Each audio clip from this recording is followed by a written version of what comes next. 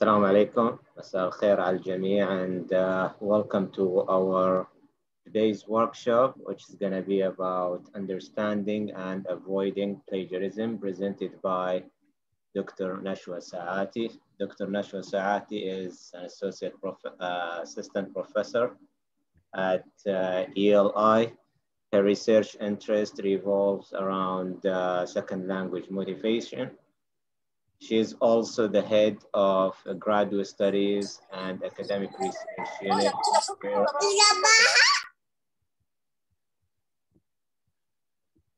So thank you, Dr. Nashwa, for taking the lead to present this workshop, and which is very important workshop for our students and also for us as faculty members.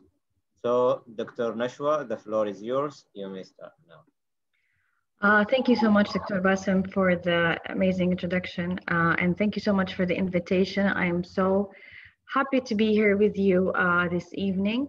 Thank you to everyone at the Academic Writing Center for organizing these valuable workshops for KAU faculty and students.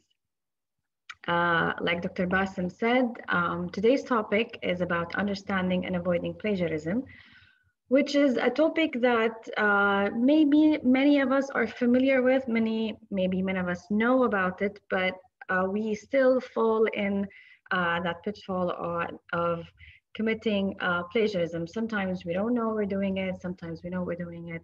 Most of the time we don't know we're doing it. So today we're just going to discuss exactly what do we mean by plagiarism and what constitutes as plagiarism. And then we're going to discuss how we can avoid plagiarism. Thank you so much. Basically, this is what Dr. Bassem has said. And this is my email if anyone would like to contact me later about any of the content that we're going to be discussing today. Okay, so today we're attempting to answer the following questions, which is what is plagiarism? What are the different types of plagiarism? How serious is plagiarism, and why we use the work of others if it could cause problems? What and how to cite, and what are citation styles? Okay, let's start by listening from you. If you could go use to mentimeter.com and use the following code, let's see what you know about plagiarism.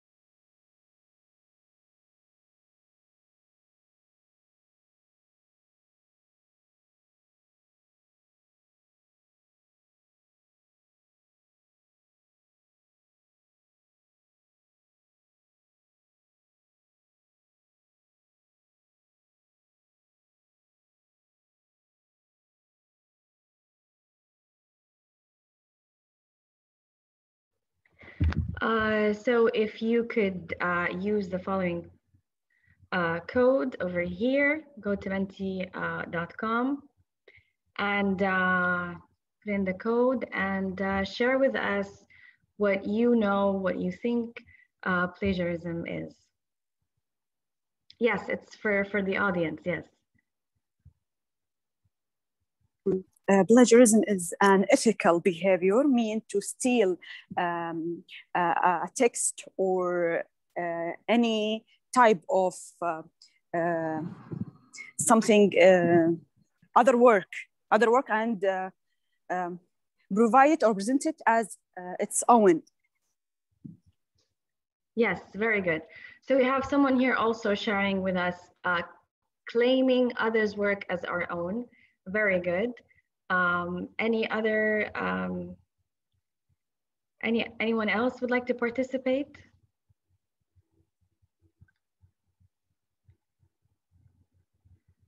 Sorry, the person who just, what's your name? So I didn't catch your name when you were answering. Oh, a great answer, by the way.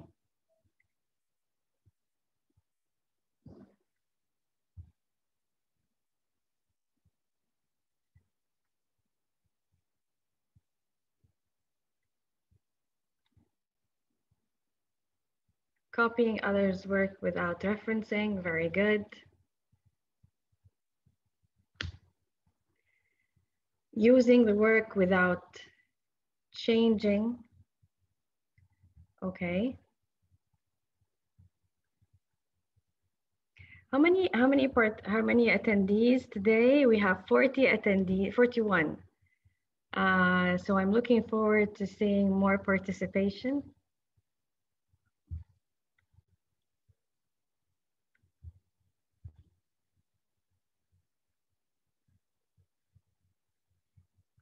Using material. Where is the link? If you can go to menti.com, I'll share the link with you here.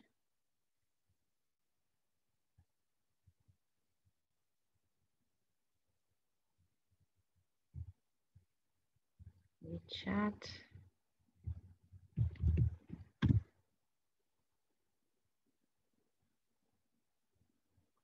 When paraphrasing is not applied, interesting. It's illegal, absolutely. Turning in someone else's work as your own, very good.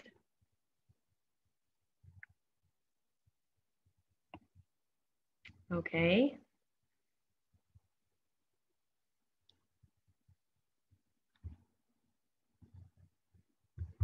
Let's look at the chat. It means that you copy other researchers. Okay.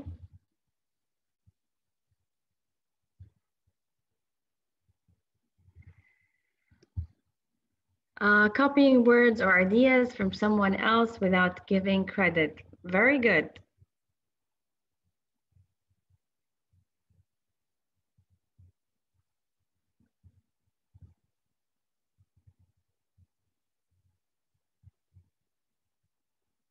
It's kind of stealing other effort without any respect for them.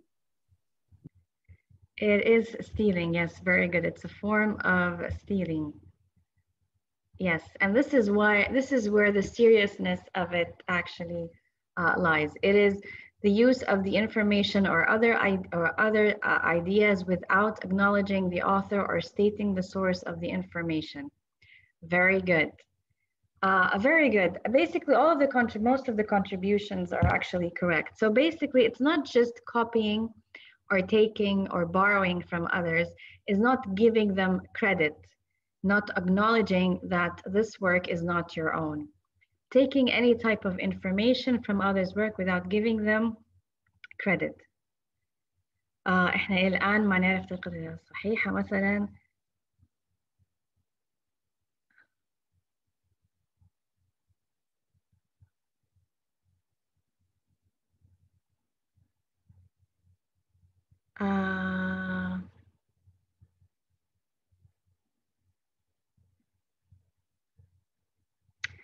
Okay, we will attempt to answer this question: is how to cite. So we're going to attempt to answer like the proper way of citing and what are the important information to include when citing. And when sometimes we're actually citing or using the source, we are still committing plagiarism. So basically, all very valuable contribution, people who used microphone or used shared في chat and here as well. So basically, it's taking credit for work that isn't yours. So it's a form of stealing, it's a form of fraud, and therefore it is in fact illegal. And this is where the seriousness of plagiarism lies. So I'm going to go back to the slides. So this is one definition, which is plagiarism is the use of another's original words or ideas. Mind you, the words and ideas of others are something that they have thought of or came about through research or through any other means, but it's their work, it's their original work, their original ideas, their original opinions, their original theories, hypotheses, drawings, paintings, whatever. It's any form of work that they produce, as though they were your own. Anytime you borrow from an original source and do not give proper credit, and this is where it lies, it's not that you're borrowing from others, it is that you're not giving them credit, and then you're not acknowledging that the work that you have used in your paper, in your research, in your study, in your thesis is not yours, but it is someone else's. So this is when you are considered to have committed plagiarism. How serious is plagiarism? Again, because it is a form of stealing, fraud, and all, it is definitely illegal. But for example, here at the ELI, I mean, we have very strict regulations for our students. If you present a paper or any kind of assignment, project, or anything that is plagiarized, it could result in failure of the assignment. You can get a 0 on your assignment. Could lead to also failure of the course.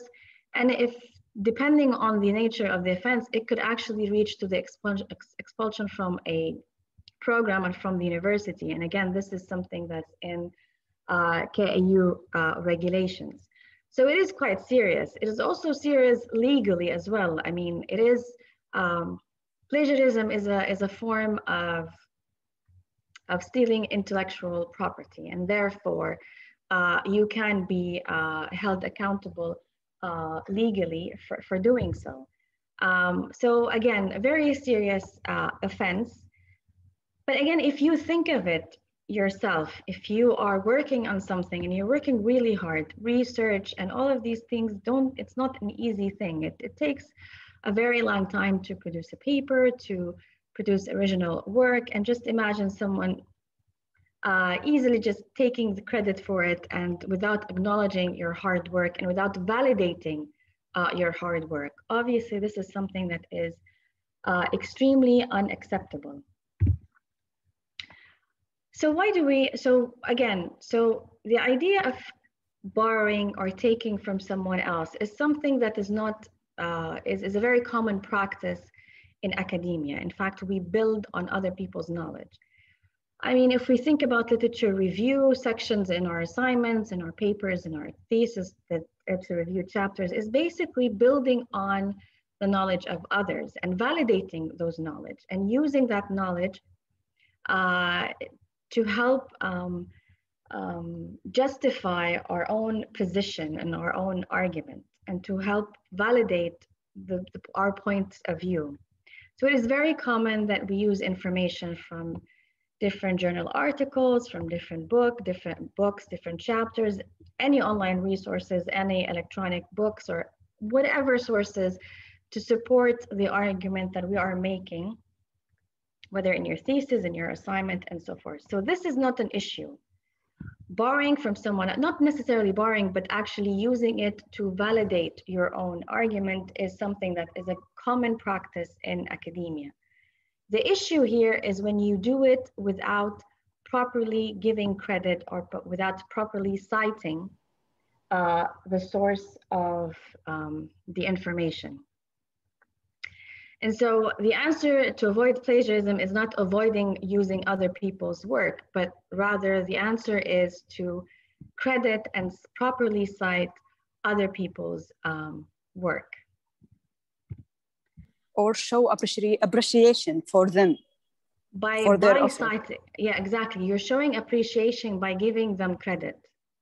Again, imagine you being put in that situation. You have worked really hard, and you see your name and the title of your book or the title of your journal paper in someone else's work, and they're using it to validate their work. That is something that's very absolutely wonderful. And it's a great feeling. And it kind of helps support, I mean, in that way, scholars and researchers and academics support each other within the field. So what is it that we cite? I mean, I know people seem to think it's taking, if you take, if you borrow or if you take word for word something from another source, then you committed plagiarism. But it's also related to ideas as well, related to opinions, related to hypotheses, theories.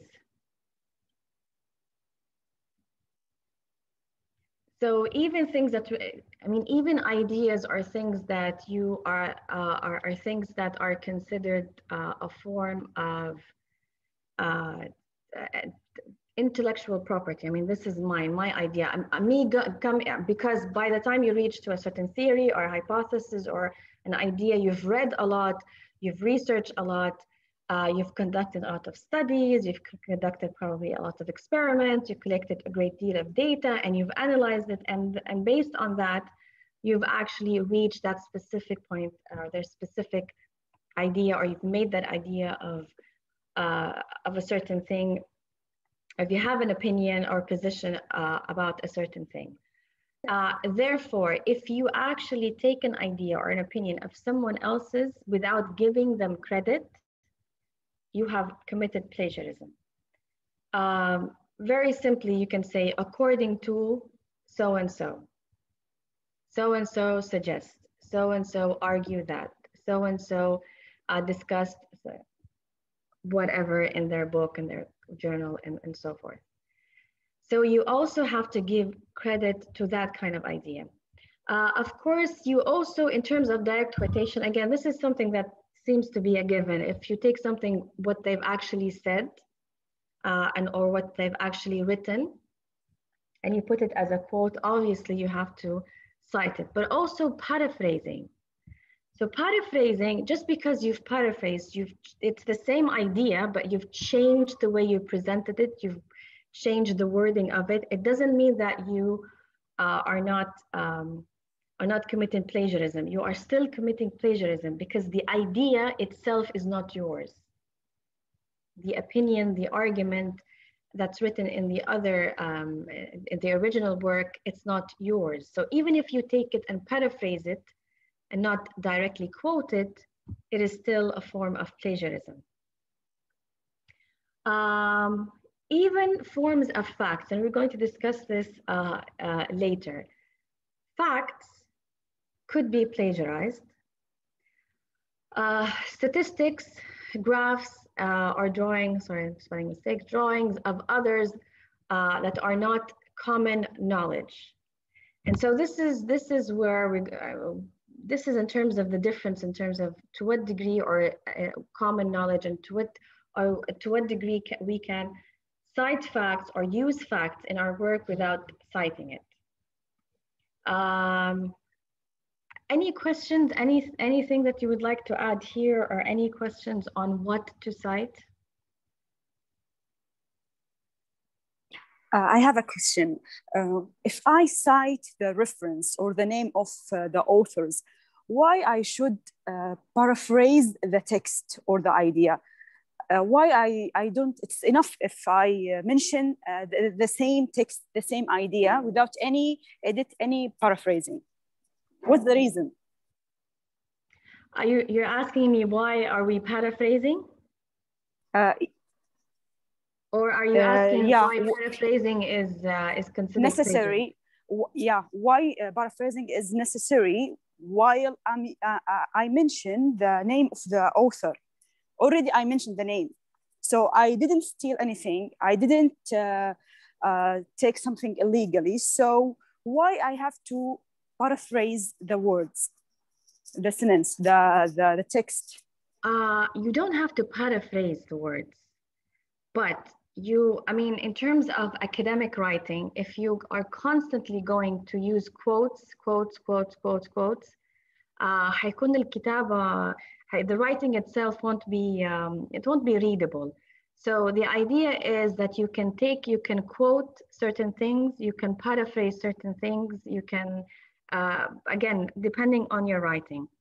But if you are going to use only the source without actually using the idea, how are you going to validate your point of view or the argument in your work? For example, you want to argue that dark chocolate is better than white chocolate. داخلين على رمضان, we're going to be talking about chocolate a lot with Eid and everything. Okay, so this is your argument, and you want to prove that dark chocolate is better than white chocolate. So what you're going to do is you're going to look at sources that also proves or kind of argues that dark chocolate is better than white chocolate. So you are going to use their ideas and their arguments to validate and to justify and to support your position. And this is why you might need to paraphrase. So paraphrasing is part of presenting something academically in a more readable way. I hope I've answered your question. Yeah. Any other questions? I think there's someone here in the chat. Okay, any other questions regarding what to cite? Okay, so what do you think about citing facts? When do we cite facts?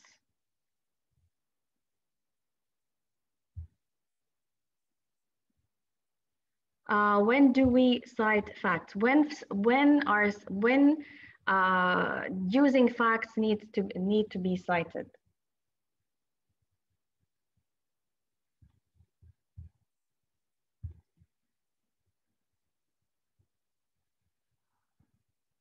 Introduction. What do you mean introduction? You mean you need to cite it when it's written in the introduction?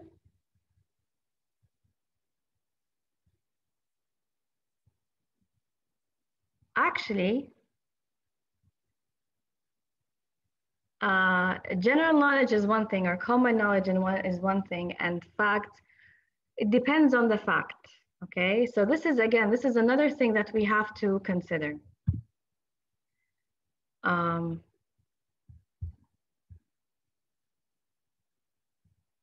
Yes, very good. Mu'adh, says Mu'adh, yes, very good. If the fact actually was produced from original work. So the normal fact, the fact that we all know, which is 1 + 1 = 2. This is common knowledge. This is something that we know. But if facts, especially within natural sciences in terms of like physics or maths or whatever, I'm not an expert in this. I'm a social science person, but however, these kinds of studies produce facts, produce measurable kind of results or facts or what have you, probably even social sciences to a degree. But the point what I'm trying to make is when the result is a unique individual, result is based on unique individual, if they are the results of unique individual research, then it must be cited. So it's not common knowledge. It's not something that everyone knows. It is something that has been discovered or that has been proposed or that has been theorized or hypothesized by a certain something, and that resulted in facts or in truths. No, that becomes common knowledge because it doesn't take, you can simply go outside and you know from yourself, from what you feel, that the sun is hot in the summer. That's all you need to do. Just like walk 1 minute outside and you realize how hot it is. So this is something that you know from your own personal experience. And so this is common knowledge.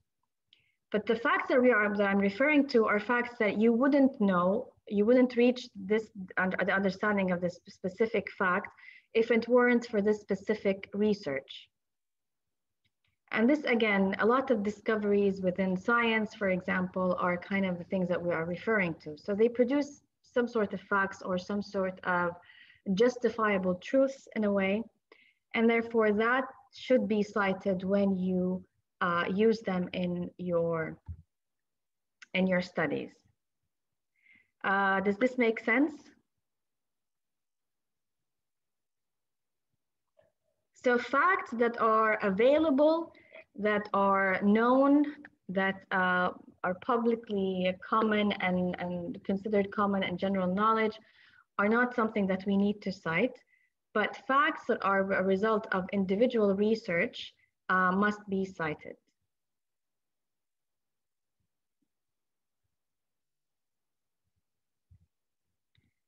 Does this make sense?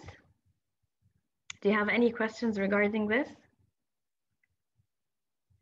Now, in areas where you're not 100% sure, well, again, common knowledge, the things that are common knowledge are quite clear. I mean, again, the sun is hot. It's quite common knowledge. But certain things that you're not sure if there are facts that you need to cite or not, just cite them. And then just you're on the safe side.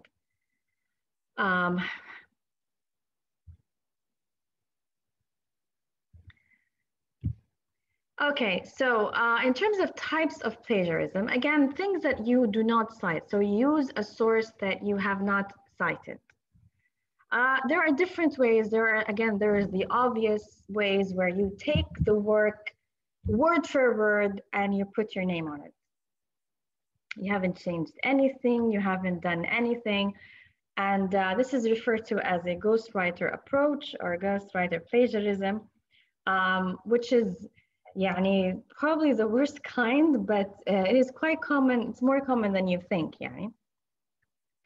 But this is also could be applied for someone who would pay other people to do their work for them. So you pay ghostwriters to do your assignments, to write your assignments for you, to do the research for you, and then all you have to do is to just put your name on it and you present it as your own original work. This is one of the most serious offenses that could happen, and these are the kind of offenses that could reach to an expulsion.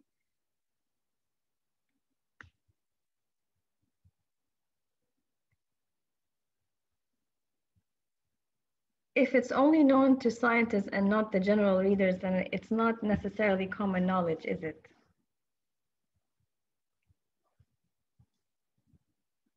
I mean, there are certain things, for example, in my field, in terms of in L2 motivation, anyone within my field would know so-and-so, A and B.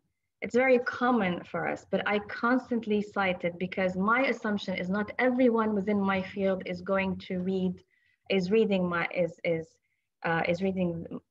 my work. Maybe someone else's from other fields, maybe someone who's interested in this field, and so forth. And we're going to look at why we're citing as well. So let's look at the type. The other type is the photocopy. This is also common, which is you take significant portion, take around maybe 50%, 30%, 40% of your work is actually copied from a single source. No changes to it, and giving no credit to that source. So like a huge chunk of your work is not yours, and it's from a single source. So basically it's another person's paper, but you might have modified some aspects of it to make it seem more contextual, for example, but then the majority of it, or a huge part of it, a huge chunk of it, is actually from another source. Any questions? I think someone's mic is on. Okay, the potluck paper is basically copying from several different sources. So a photocopy is copying from one single source, and then the potluck is copying from different sources. tweaking it, kiddo, and organizing and changing a few things to make them fit together, and then presenting them as your own work. So instead of depending on one source, I would take, for example, from 10, 12, 15 sources, putting them all together and saying, oh, this is my original work. So again, this is a form of serious plagiarism. The poor disguise, the essential content of the source is retained. However, the paper's appearance is altered slightly by changing keywords.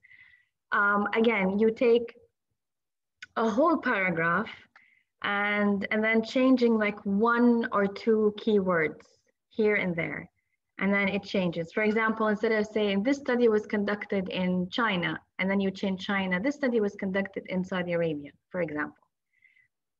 This study was looking at so-and-so. So the paragraph is not yours. The ideas, the argument, the way that you have reached the results and so forth, it's not yours, but you change certain words here and there, and you say, well, this is mine. This is how I thought of it.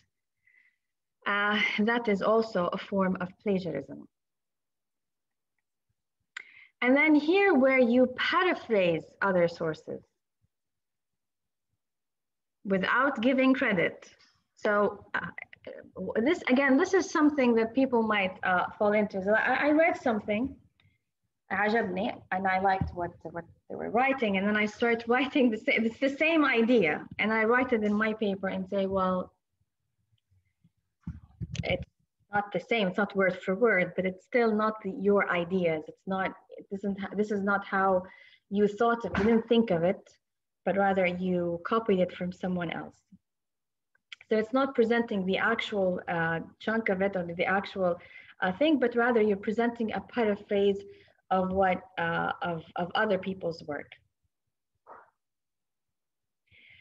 You can also kind of you can plagiarize yourself, believe it or not. If you don't, again, if you worked on even on assignments, you have to be careful with this. And I think you need to ask your instructors when you want to present an assignment that you have presented in a previous course. This is a form of plagiarism. So you've worked on an assignment and you got feedback on the assignment and you did very well. And so the following course, or a course that has close to the course that you've taken, or you can use the same assignment, and so you take that assignment and you present it as though you have worked for this other course. So this is a form of plagiarism. What you need to do is that you need to acknowledge again that this has been conducted or you have done it before, and again you need to ask in terms of assignment. I think you need to ask your instructors and you look at the department and what is their regulations about this. But if you're going to do it in like a publishable capacity, you have to cite yourself. So you have to cite your previous work and include it in your current work.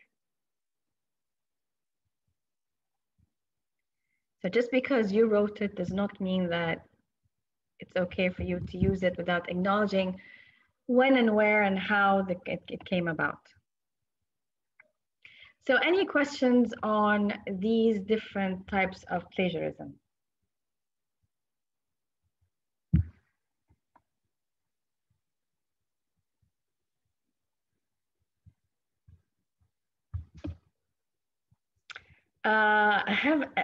Well, maybe you won't be able to answer.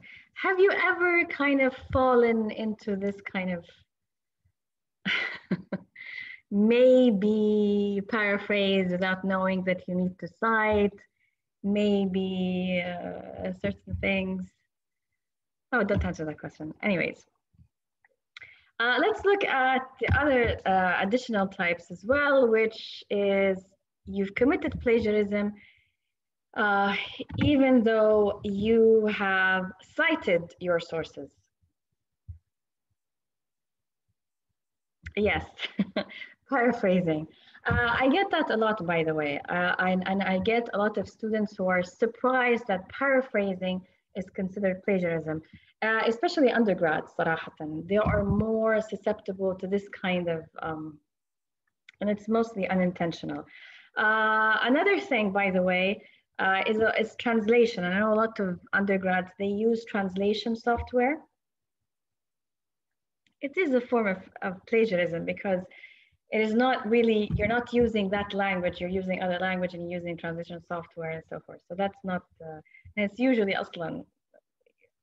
But anyways, so paraphrasing, yes, is one of the things that people may not be aware is a form of plagiarism. So even if you paraphrase something, you actually have to cite. So those are the types of plagiarism when you are not citing the sources. But plagiarism when you actually have cited your source.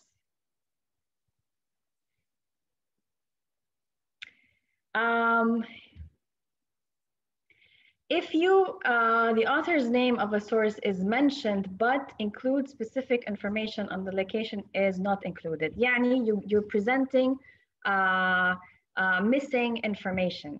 Now, when you're citing something, you have to have specific information, not just the name of the author, the year it was published, publication, the place of publication, company or the journal or the title of the book and all of these things. So you're giving, you have to give appropriate and proper information about your source.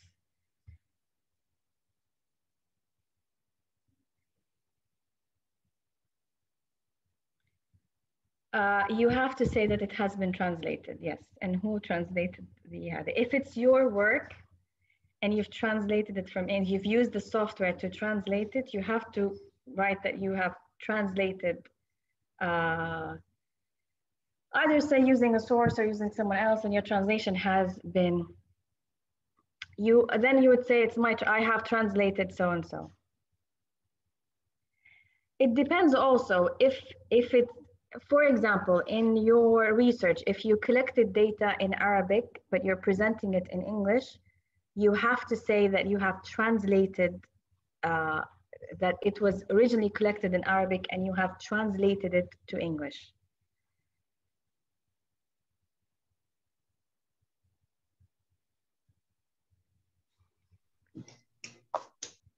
Bilgis, can you explain more what you mean? I mean, sometimes I put the same source, but I didn't paraphrasing the sentence, and it consider a plagiarism. Why? Whatever you've taken, do you put it between quotation marks? In the research, when I do a research paper, yes, when I test the plagiarism, it appears that there are plagiarism between the sentence, and I do the cite. Okay. So are you you're saying you're using authenticate and all of these things? Authenticate, turn it in, Grammarly, and all of these kind of yes, Grammarly. Yes. Sometimes these kind of softwares are so meticulous that they highlight things that are common knowledge, or they highlight things that are not, or they highlight a reference list, for example, as a form of plagiarism, and so forth. So they're highly sensitive in terms of all of these. That's why even when, say, for example, if a student submits a paper and I run and I put it through Authenticate, I actually have to go through it again as well to ensure that I mean, at the end of the day, it's still a software. To ensure that it's they didn't overdo it with highlighting certain similarities when in reality it's not plagiarism. So they don't read the quotation or they don't understand certain things. So what Authenticates and other kind of software, what they do is they read the similarity, and if it's a huge chunk, they highlight it as serious similarity percentages. And so you have to go through it. However, if you use quotation marks, when you're using direct quotation, when you take it word for word, use between quotation mark and you add the page number from where you got the specific information, you're fine. So not everything that authenticate or Grammarly highlights means that it is plagiarism. This is why you have to know what is considered plagiarism or not. So even if the software highlights certain parts of your text as plagiarized, you go back to it and ensure that it hasn't been plagiarized. Okay? So sometimes Authenticate, Grammarly, and all of these kind of softwares, they get carried away sometimes. So you have to go back. You have to ensure, am I using correct quotation? Did I add the citation? Did I add the page number if I'm using direct quotations and so forth? Okay, so let's go back to sources that you have cited, but it is considered plagiarism, where you don't add all the information that is required for citation. So again, it's not just adding the author's name, it's adding other types of information, whether in text and also at the end of your paper in your reference list, where you include all the information necessary for the audience, for the reader to go back and use the information so they can look up the source and read from the source itself. Again, this is quite information, quite important. Imagine yourself being used as a source and the author only writes your name and doesn't write anything else. And I cannot find, I want to read your study, but I don't know I don't know how to find your study. I don't have the name of your study. I don't know when it was published, where can I get it from, if it's available online or not, and all of these things. So what authors sometimes do is they do it on purpose, so you wouldn't figure out to what degree they've actually taken from that source. And sometimes they just don't know how to cite. This is why it's very important to know how to cite and the different styles of citation referencing. Or they deliberately give you inaccurate information. So the name of the author, but they deliberately change the title of the work itself. Again, just for their, it's an attempt for you to not be able to actually go back to the original work and read it for yourself. The too perfect paraphrase. So they are cited, but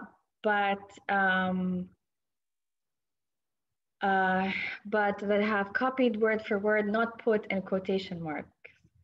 So I've cited them, but I did not put, again, this is another issue where I've taken something from the text directly as is, but I do not put it between quotation marks. Again, when you put it between quotation marks is an indication that you've taken it word for word. This is not your word. This is not the written word, your written words or your spoken words or whatever, someone else's. The resourceful citer. So basically the whole paper has nothing of you in it. So you've taken from here, you've taken from here, you've cited, everything is correct. And everything, but then the work itself is 98% not yours. So other than adding your name, nothing is yours, or even 90% of it is not yours.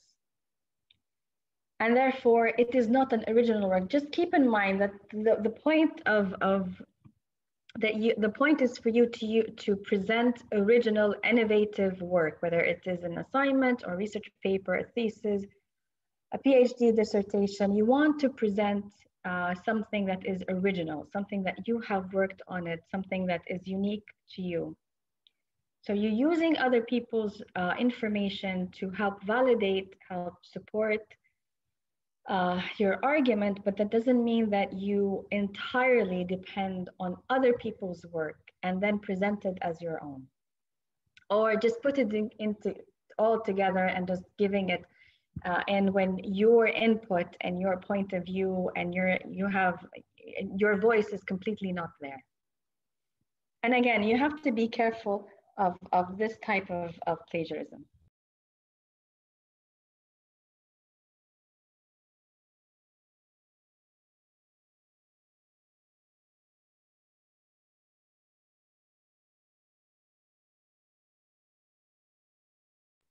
Well, this is you have read someone who has plagiarized this person's work.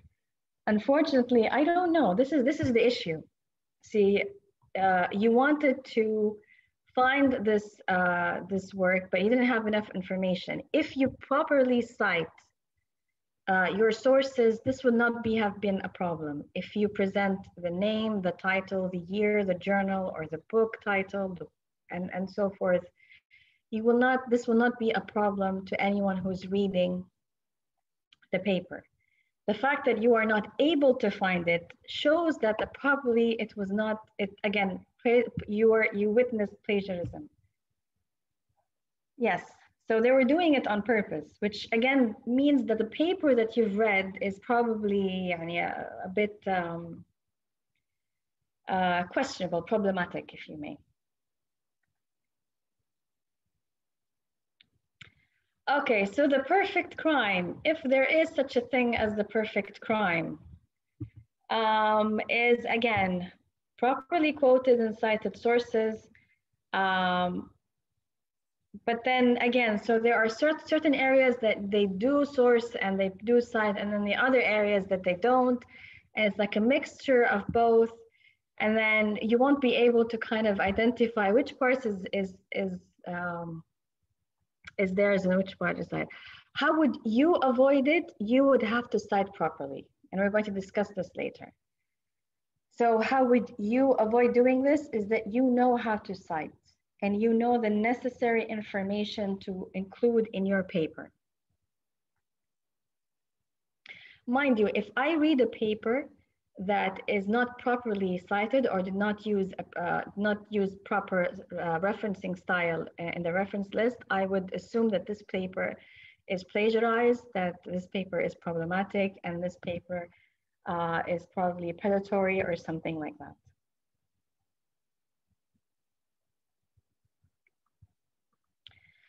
Okay, any questions on the type of plagiarism?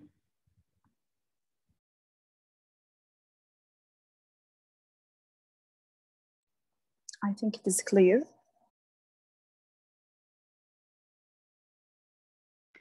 Thank you so much. Someone here. Okay, wonderful.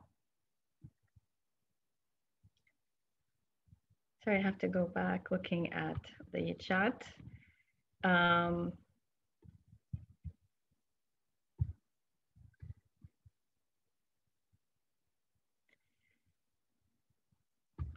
Before we go back to the citation, there's something that I wanted to add here, which is basically, I think someone even asked how to avoid it, other than properly citing all of these different things. But one important thing is if you are going to write about something that you don't fully understand, it is very likely that you are going to fall into that pitfall of plagiarism.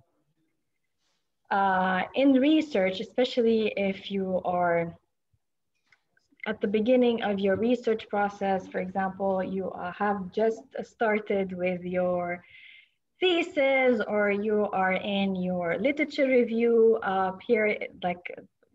period in terms of like your writing and everything, you're reading a lot of these things.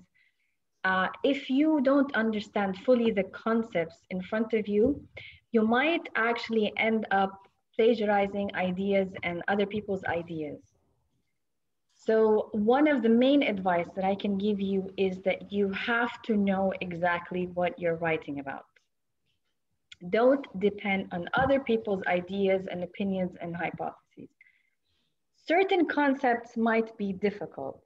I understand that, but that is a challenge that you have to overcome, and that is through reading more and more and more and more about it. I understand that's quite challenging, but trust me, at the end, it's going to pay off at the end.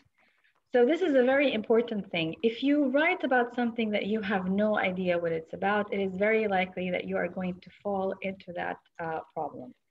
Another thing that I would also recommend is writing notes while you're reading.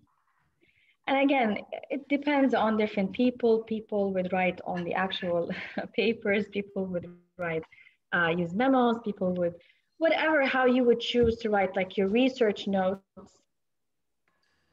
When you're doing that, you also need to include citation, even your own personal notes.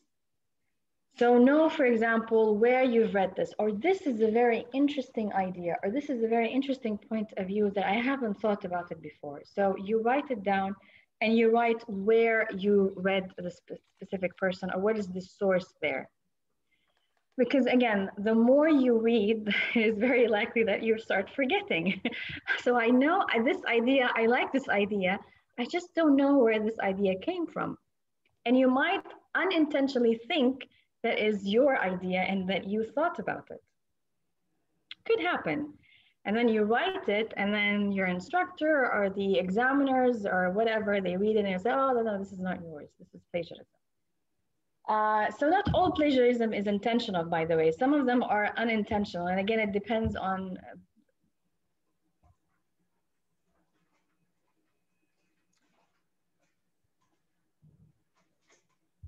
you can use that to support your idea. So say, for example, you also have a specific position. And then you realized someone wrote about it previously. Yes, that happens, that you have the same idea, but you realize someone beat you to it and they've published something before you have, and with the same idea.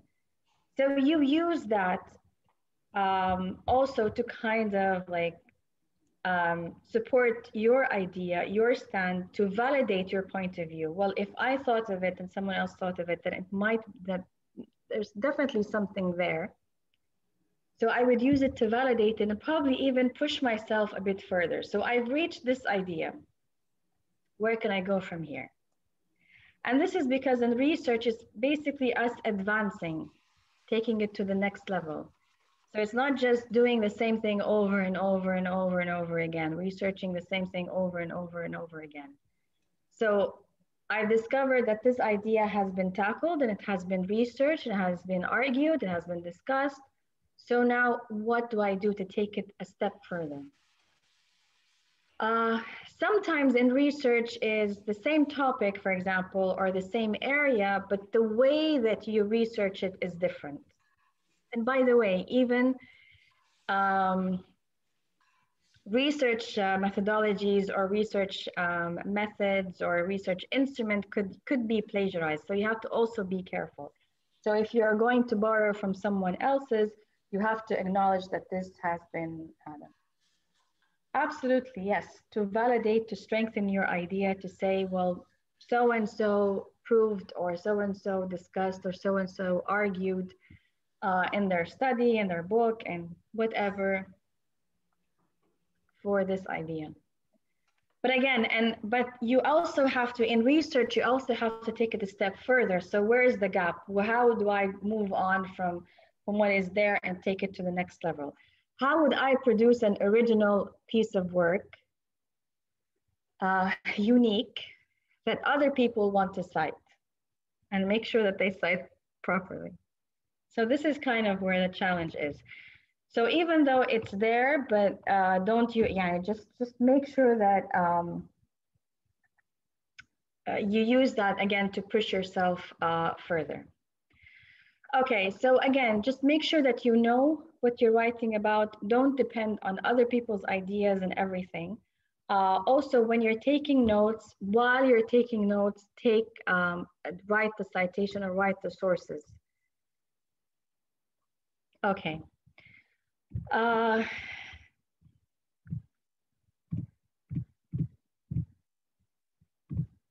think there is a slide missing, but no problem.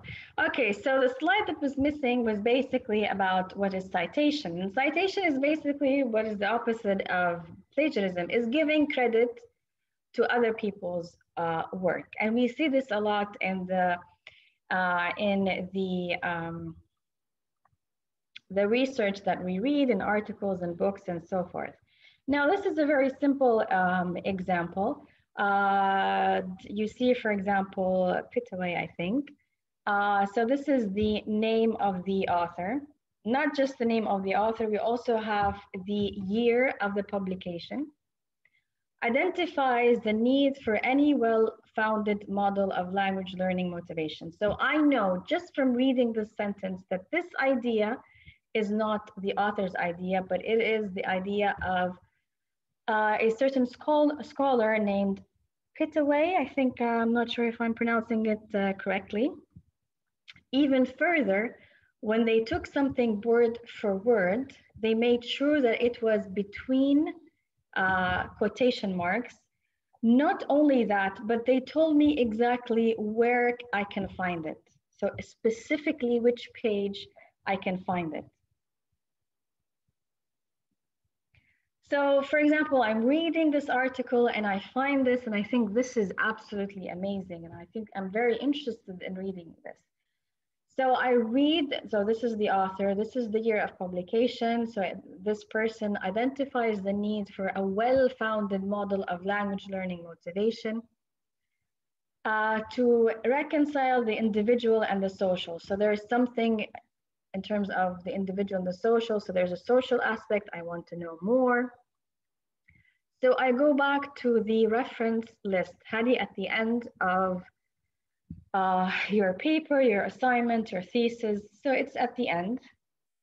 It's your reference list or bibliography or what have you.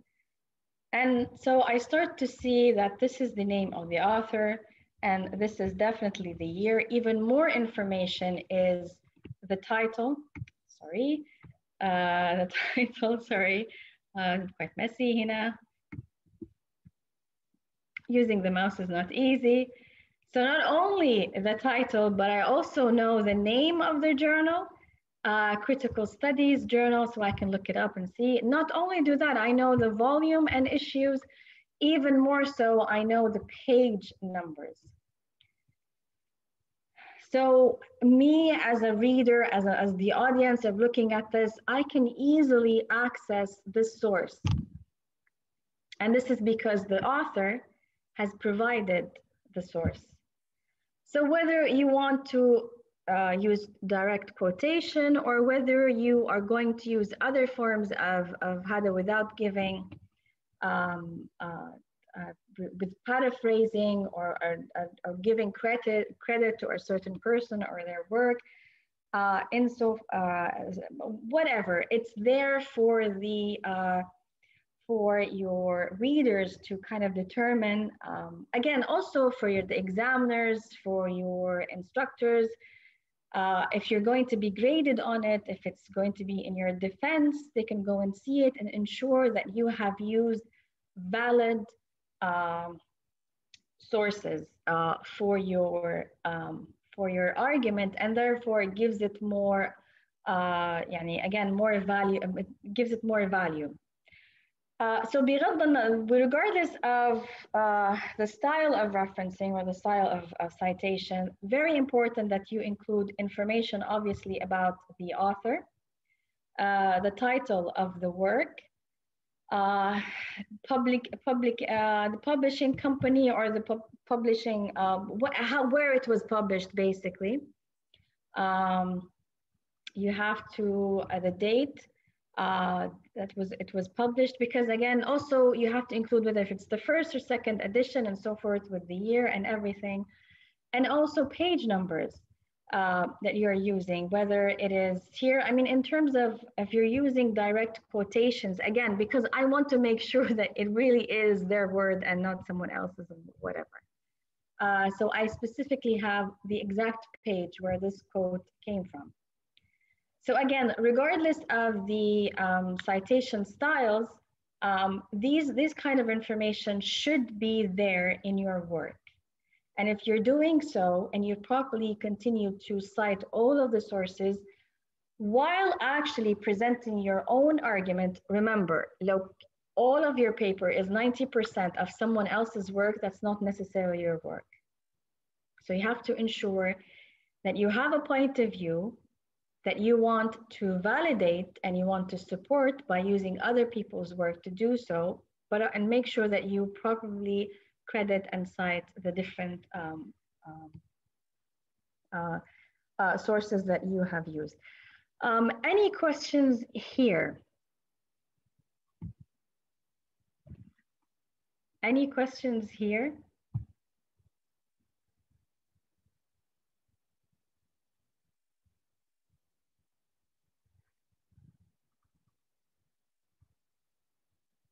Okay, again, the idea is just to make sure that these, again, how you do it, it depends on the referencing style, but just make sure that these kind of information is available for the readers.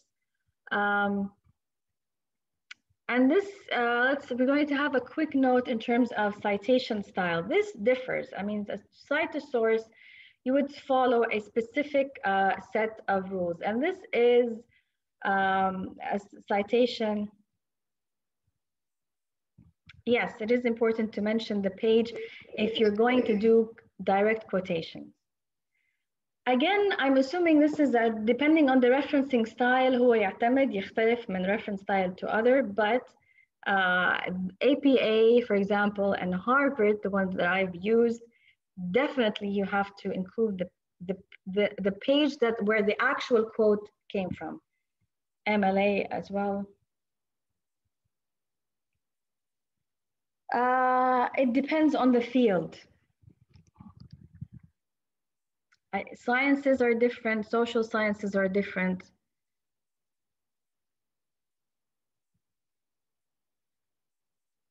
Yes, it is correct.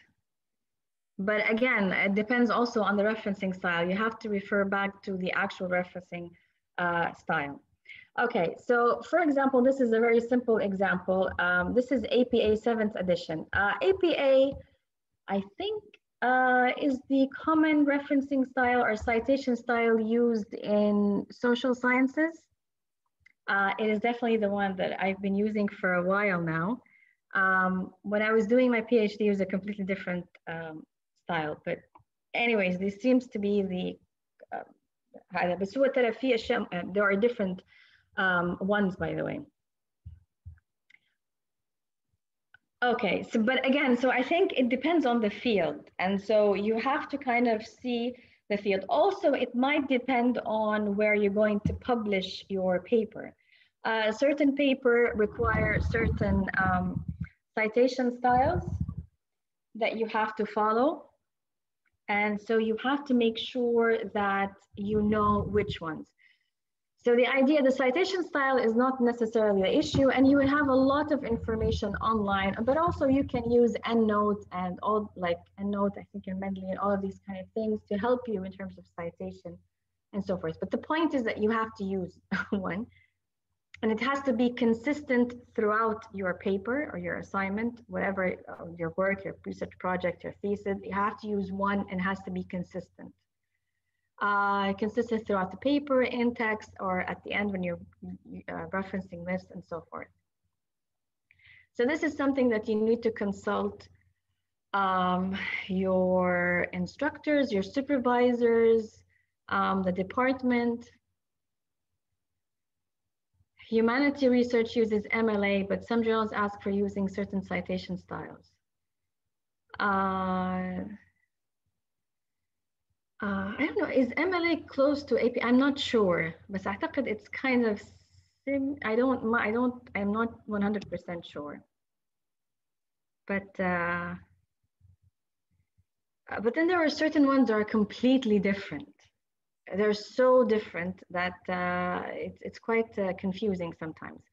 But again, as long as you know which style, when you're writing or when you're submitting your paper and you make sure that you are consistent, you are fine. And again, you will find a lot of information in terms of how to use them and what are the set of rules and how to properly cite. For example, APA 7 edition, you would have to name of the author where you have the last name first and you have the initials, and then you have the date, and then you have the title in italics, and then you have the publication. This is a book. You have the publication company. Well, I have been using it for a while, so I'm very familiar with it. So maybe I'm biased. So probably. In this case, you also have the name of the author, the year, the title. This is a journal. You have the name of the journal. And in case of journals, you have to add volume and an issue. And you also have to add the page numbers. If you are going to cite a chapter in a book, then you would have the chapters within the book, I think, again, depending on the citation styles. If you're going to cite something online, you would have to have the URL as well as the date of access. All of this information, again, depends on the citation style.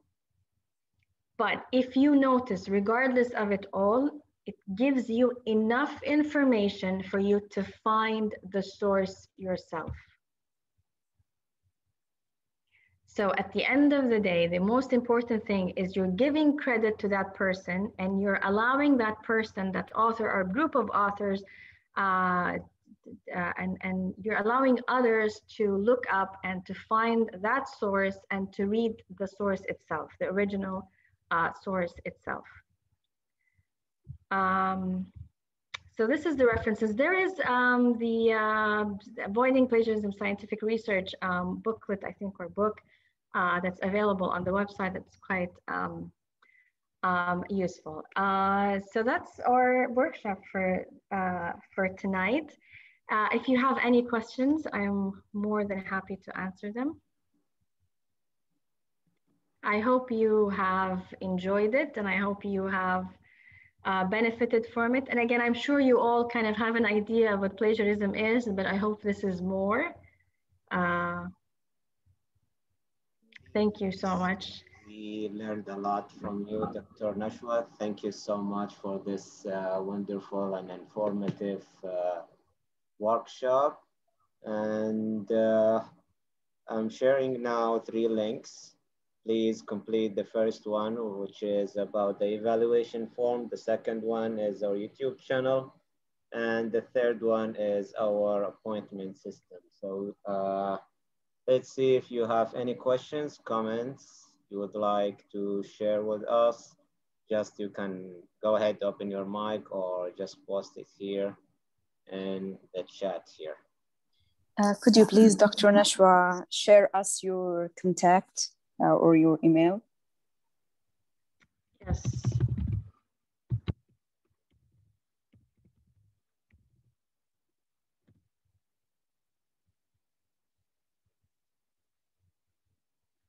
That's my email.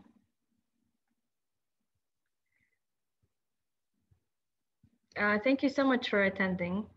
Thank you so much for the Academic Writing Center, Dr. Bassem and Ms. Vesma, for Dr. Rawan, and everyone for organizing this and for inviting me. I really did enjoy it. Thank you so much. Thank you, Dr. Nashwa. We really learned a lot. And okay, go ahead. If you have questions, go ahead. Just want to say thank you for Dr. Nashwa for her effort, and I really enjoy this session. Thank you so much. That's very kind of you. Thank you.